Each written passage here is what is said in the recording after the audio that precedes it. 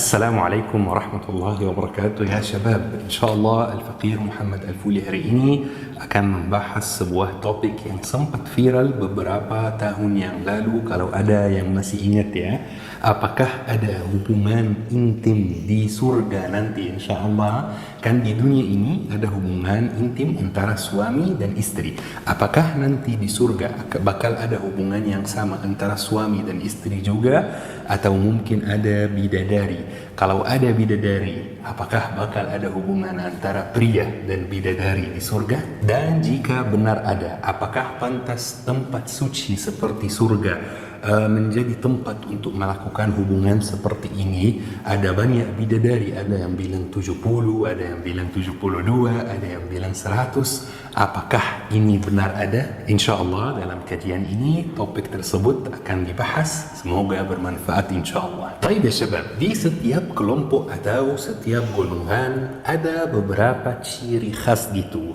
Ada beberapa ciri yang nampak sekali di golongan tersebut, dan golongan tersebut terkenal dengan ciri ini. Misalnya kelompok atau golongan komunis ini terkenal dengan tidak adanya kepemilikan pribadi. Tidak boleh punya mobil pribadi, tidak boleh punya tanah pribadi, tidak boleh punya misalnya rumah pribadi. Atau misalnya ada beberapa agama lain yang terkenal dengan sesuatu namanya kesatuan eksistensi. Dan dulu ya syabab, di Eropa di zaman kegelapan, mereka itu terkenal dengan ciri khas. Mereka terkenal dengan pendapatnya terhadap hubungan intim, pendapatnya terhadap hubungan suami istri. Jadi mereka berpendapat bahwa hubungan suami istri itu adalah hal yang hina, adalah hal yang rendah, hanya boleh dilakukan dengan tujuan punya anak. Tidak boleh dilakukan untuk tujuan menikmati atau tujuan-tujuan yang lain misalnya. Mereka menganggapnya rendah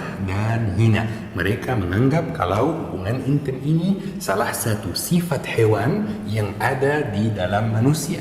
Dan semakin pria itu menjauhi hubungan intim walaupun sama istrinya, semakin dia baik, semakin dia mulia, semakin dia suci. Bahkan ada beberapa dari ajaran mereka waktu itu yang mengajarkan orang-orang untuk melakukan sesuatu semacam taubat setelah suami dan istri berhubungan. Sesuatu menunjukkan penyesalan mereka atas apa yang mereka lakukan. Ini bagaimana caranya mereka memandang hubungan intim. Sampai Islam datang. Islam itu agama yang realistik, tidak buat peraturan yang bertentangan dengan fitrah manusia. Islam berpendapat manusia fitrahnya jelas. Pria suka sama wanita dan wanita suka sama pria. Jika ajaran tauhid melarang penganutnya untuk mempraktekkan fitrahnya, nanti akan muncul masalah-masalah yang lain. Nanti akan susah diikuti. Mending fitrahnya dikontrol dan digunakan dengan bijaksana. Maka Islam mengumumkan pria ingin berhubungan dengan wanita, ini boleh. Bukan hal yang hina, bukan hal yang rendah sama sekali, asal bersyarat, asal mengikuti beberapa peraturan. Seperti harus antara suami dan istri, tidak boleh sembarangan.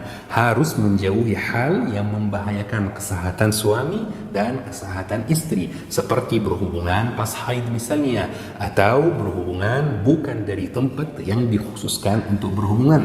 Mohon maaf kalau saya tidak bisa berbicara dengan terbuka karena agak malu. Pokoknya ketika berhubungan jangan merasa hina, jangan merasa rendah. Ini fitrahmu. Allah memang ciptakan kamu seperti ini. Jangan merasa hina. Ini konsep Islam, ini pendapat Islam, dan ini pendapat yang luar biasa. Melakukan fitrah dengan niat baik bahkan bisa dapat pahala. Rasulullah pernah sampaikan kepada para sahabat bahwa ketika suami berhubungan dengan istri itu termasuk sedekah. Jadi para sahabat kaget. Mungkin waktu itu masih terpengaruh oleh ajaran Eropa, ajaran Romawi yang memandang hubungan suami istri itu hal yang rendah dan hal yang hina. Jadi sahabat bertanya, kok bisa sedekah? Sedekah itu ibadah kan? Jadi Rasulullah menjawab mereka dengan jawaban yang sangat logika. Rasulullah menjawab, kan kalau dia berhubungan dengan wanita yang bukan istrinya, dia dapat dosa? Mereka menjawab iya. Jadi Rasulullah bilang, berarti kalau dia hubungan dengan wanita yang merupakan istrinya, dia dapat pahala. Jawaban Rasulullah sangat luar biasa, sangat logika, fitrah. Ini fitrah manusia. Ajaran Islam tidak pernah bertentangan dengan fitrah manusia. Maka syabab, Islam mengajarkan dunia waktu itu konsep dan pendapat yang baru tentang hubungan intim. Hubungan intim antara suami istri itu bukan hal yang rendah, bukan hal yang hina, bahkan termasuk sedekah, bahkan termasuk ibadah, bahkan yakni salah satu kenikmatan dunia jika dilaksanakan antara suami istri, ya, bukan sembarangan. Begitu juga ya syabab dengan jenis-jenis syahwat yang lain, karena syahwat itu bukan hanya hubungan antara pria dan wanita. Makan itu syahwat, minum itu syahwat, tidur itu syahwat.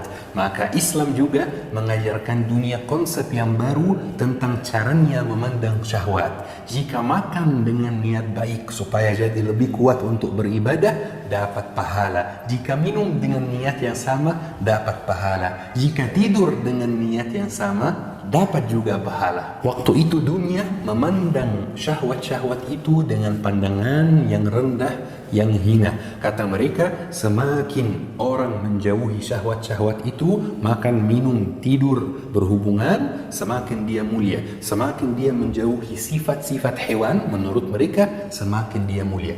Tetapi Islam agama yang realistik, kasih pendapat yang berbeda, kasih usulan yang berbeda, yang lebih logika, yang lebih bisa dipraktikkan. Masya Allah ya syabab, luar biasa. Jadi ya syabab, kesimpulannya Islam tidak memandang hubungan intim itu hal yang rendah atau hal yang hina misalnya, tetapi dipandang sebagai salah satu kesenangan hidup dunia jika digunakan secara bijaksana.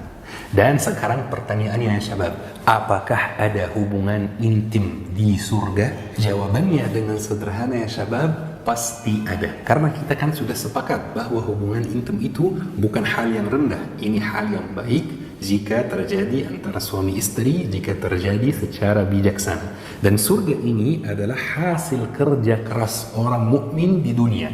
Jadi wajar di surga ada semua kesenangan, ada semua hal yang bikin orang mukmin senang dan bahagia. Salah satu hal yang bikin orang senang adalah hubungan intim. Yang tidak senang berhubungan intim itu dia sakit dan harus berobat dulu. Normalnya orang normal itu senang ketika berhubungan. Ini fitrah manusia, ini normalnya.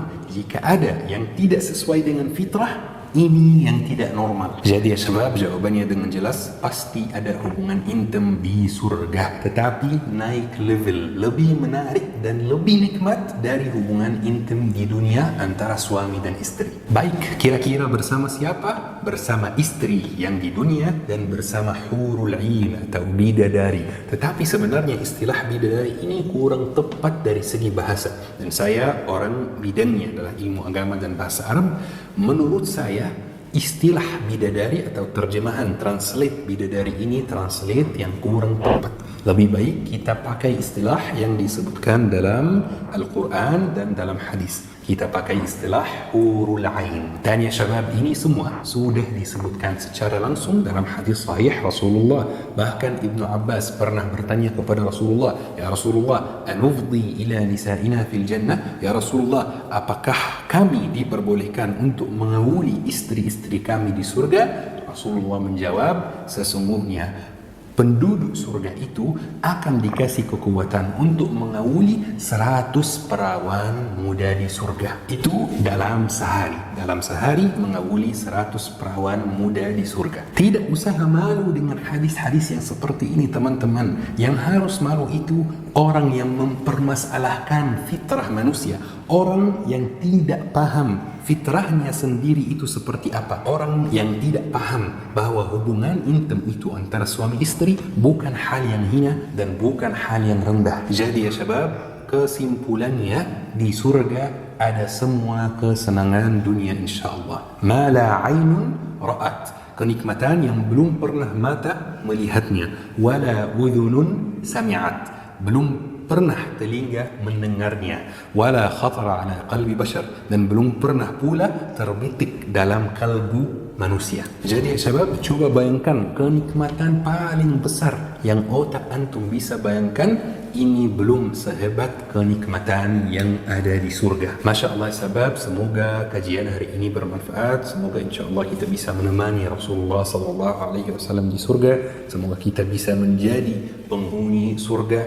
Amin ya rabbal alamin. Subhanakallahumma wa bihamdik, asyhadu an la ilaha illa anta, astaghfiruka wa atubu ilaik. Syukran. Wassalamualaikum warahmatullahi wabarakatuh.